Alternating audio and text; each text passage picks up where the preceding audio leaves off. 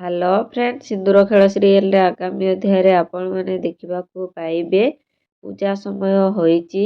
ଝିଲମିଲ ସେଠାରେ ଆରତି କରୁଛି। ସେତିକି ସମୟରେ ଆଦ୍ୟା ଯାଇ ସେଠାରେ ପହଞ୍ଚିଲା ଓ ଆଦ୍ୟାକୁ ଦେଖି ଝିଲମିଲ କହିଲା, ନିଅ ତୁମେ ଆରତି କର।